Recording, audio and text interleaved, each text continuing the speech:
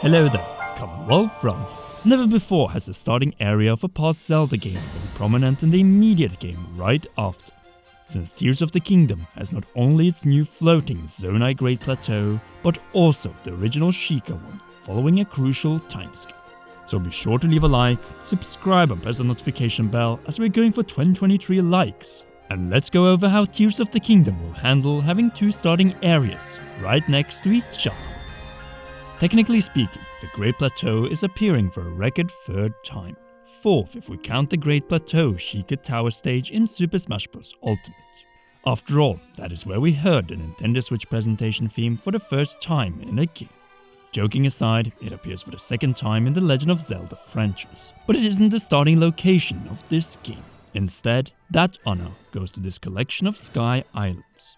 But why is this the case? As most likely, our dear Plateau, along with the rest of central Hyrule, has become a den for far more powerful monsters, seeing that the Blood Moon animation appears to be a turnaround from Breath of the Wild, with Ganondorf voicing it from the castle rather than Zelda warning us from the same castle.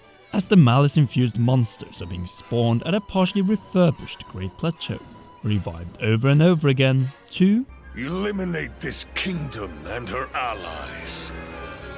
Leave no survivors! Clever move by the Zelda team to put that unavoidable cutscene in that trailer, as it isn't a spoiler, just an updated version of what we have seen hundreds of times since 2017 in Breath of the Wild. And that is the thing. It probably comes as no surprise that the areas that were right opposite each other in central Hyrule and held by Zelda and Link in Breath of the Wild are now strongholds of malice in Tears of the Kingdom. In other words, Link is too weak to reclaim any of these in his current state, just as the OG Japanese Zelda says. Link, このままではあなたでも勝てない. The princess believes in Link, but knows he isn't ready to challenge the two former strongholds of central Hyrule yet. Hence, we likely begin our continued adventure after the disaster on the ground, with Link being sent up to the sky. Here Link wakes up in typical Zelda fashion, with his new hand and the broken Master Sword by his side, leading into the skydiving sequence. Sorry, the screenshot of shirtless Link with the damaged Master Sword from February, pointing very clearly to that this might very well be the case.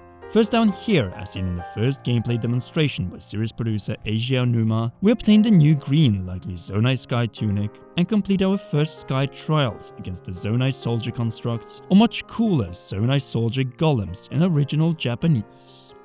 And it is clear that this sequence with 4 hearts took place after obtaining the 4 starting powers of Tears of the Kingdom: Recall, Fuse, Ultra Hand, and Ascent. All abilities that will serve us well on the Sky Islands, surface, and even the underground. But first, we need to gain them.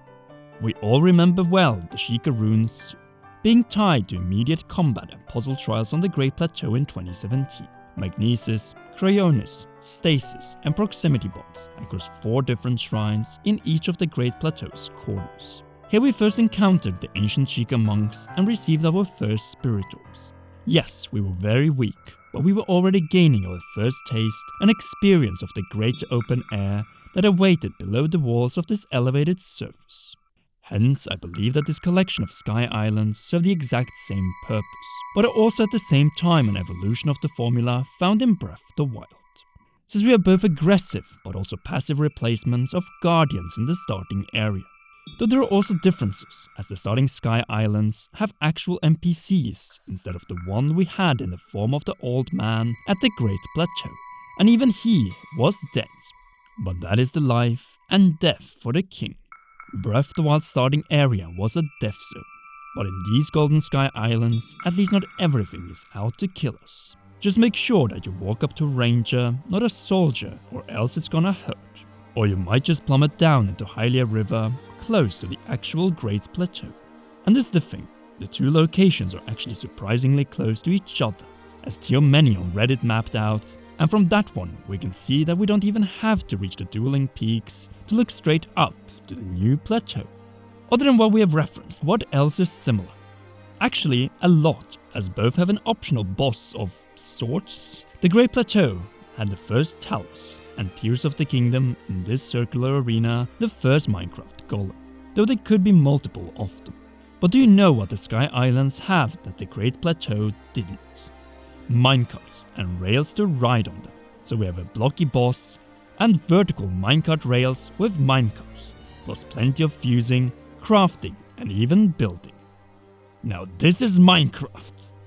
Funny, but there's actually far more tying the two locations together beyond this, namely the landscapes, hazards and climate we encounter and face. The Great Plateau was where we learned to cut down trees, climb and finally glide. More on the last one soon. But the Great Plateau was also a miniature of what awaited us in the greater open air. We had flat areas resembling Hyrule Field, hills, ruins, rusted guardians, the green forest of spirits, climbable mountains, the icy river of the dead, and frosty Mount Hyrule, along with actually an activated guardian. It also had a focal point that was less ruined than the rest of this territory, the Temple of Time, where we, by praying to the statue of the goddess, exchange our first 4 spirit orbs for either our first additional heart container or stamina vessel. Now what do these Key Sky Islands have? Pretty much the same. You have your flat field-like areas, more hilly ones, ruins, rusted constructs, golden forests, and within them, spiritual energy-powered Zonai soldier constructs, proper river stretches requiring vehicle building with ultra-hand, and even what seems like a lake. Then you have the frosty top part of this territory, which can be reached by ascending through caves which naturally were not present in Breath of the Wild. Oh, and minecarts and minecart rails, plus friendly NPCs rather than a friendly NPC. That is what I'm talking about, an upgraded Great Plateau. Though ironically, we also find one on the surface, since it appears that Tears of the Kingdom takes place during the late summer, but Breath of the Wild took place during the early spring, which does explain the rain. It also means that the Great Plateau on the surface is very likely snow-free in Tears of the Kingdom, apart from perhaps the peak of Mount Hyrule. Anyway, the warmer summer temperature on the Great Plateau appears to be the first of many changes that we're still waiting to be confirmed. Why am I saying this? As there are hints of repair work conducted here following the true ending of Breath of the Wild, which goes in line with Zelda's aim in said cutscene. We can restore Hyrule to its former glory. Or this new scene is actually from the last time Ganondorf was outside that cave, so tens of thousands of years ago. Either way, it is clear that much on the plateau is the same.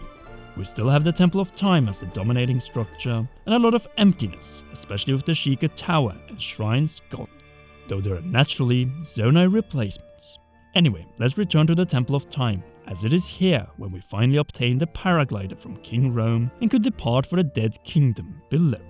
In Tears of the Kingdom, after gaining and testing out the 4 main abilities of Link's new hand, we can ascend through Shinto Torigate like Dragon Mouse. We can also defeat the golem over here and head for the Buddhist pagoda, but in this case, stone-like tower structure rather than a traditional Japanese wooden one.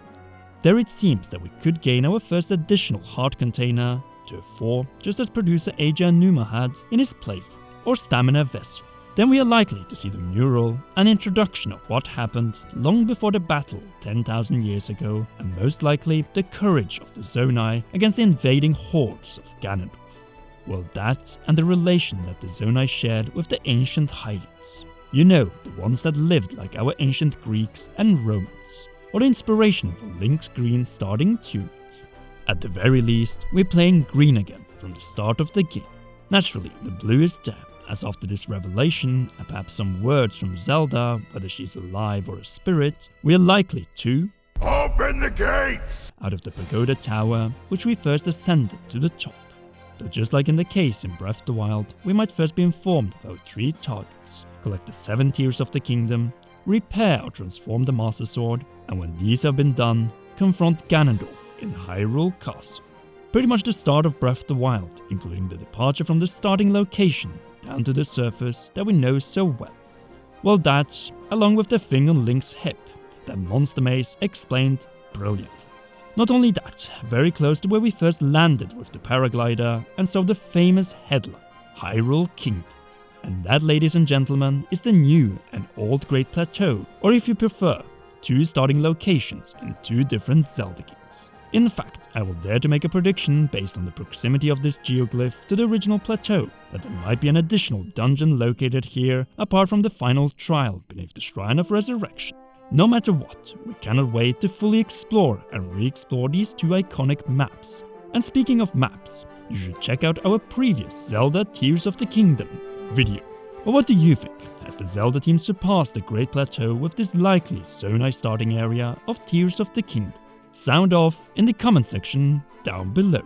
If you haven't already, then be sure to leave a like, subscribe and press the notification bell to qualify for our Zelda Switch OLED giveaway and not miss any of our upcoming videos. Last but not least, a big thanks goes to you for watching until the end, and to all our patreon.com/Comeron patrons, and in particular our royal producer Josh, including our brand new Patreon, Stefan Van Sant. Thank you so much for the support, you all rock, and please enjoy one or both of these two awesome videos.